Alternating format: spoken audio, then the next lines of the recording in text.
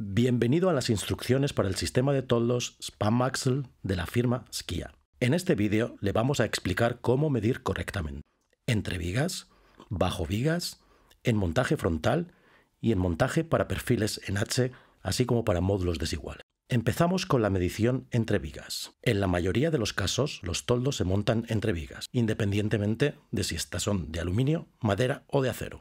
Introduzca en primer lugar la anchura entre las vigas. A la hora de definir las longitudes, mire dónde desea montar los cilindros de acero. Para esto hay una regla que se debe tener en cuenta. Alrededor del cilindro se tienen que dejar 40 milímetros de margen.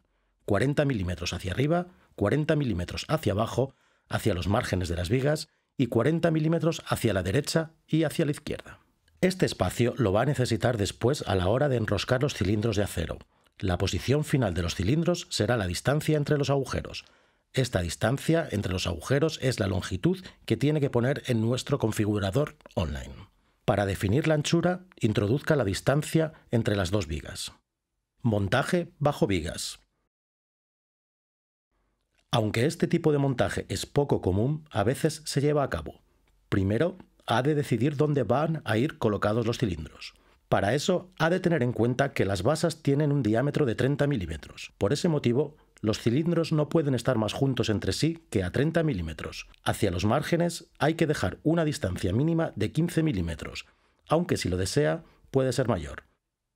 De esta distancia elegida resulta la longitud del cable tensor. Para medir la longitud de parte del centro de un cilindro a otro, igual que para la anchura.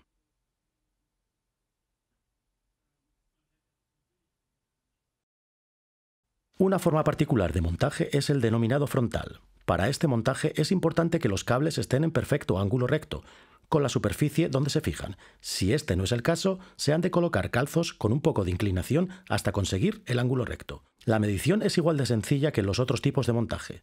La longitud de un área de montaje hasta el otro es la longitud que hay que poner. Para la anchura, ha de decidir qué distancia tienen que tener los cables entre sí. Esta medida es la anchura que introducirá en el configurador online, es decir, la distancia entre los agujeros. Montaje sobre perfiles en H.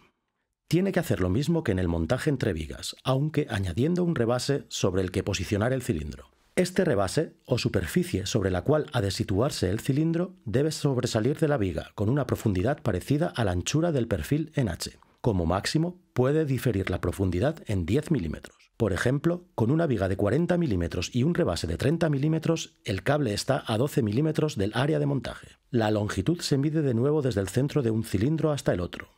La longitud a introducir en el configurador online es la distancia entre los agujeros.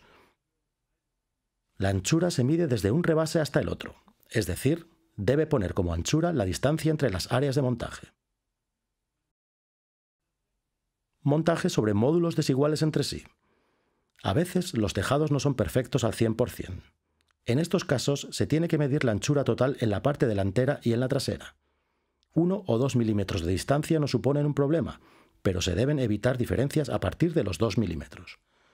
Para solucionarlo, tan solo hace falta reducir la anchura. Esto es muy fácil añadiendo basas adicionales bajo los cilindros de acero.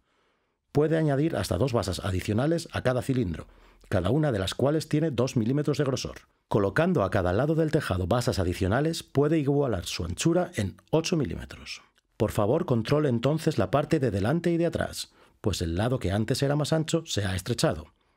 Como anchura, introduzca la de la parte más estrecha. Y tenga en cuenta también que ahora necesitará incluir más basas en su pedido.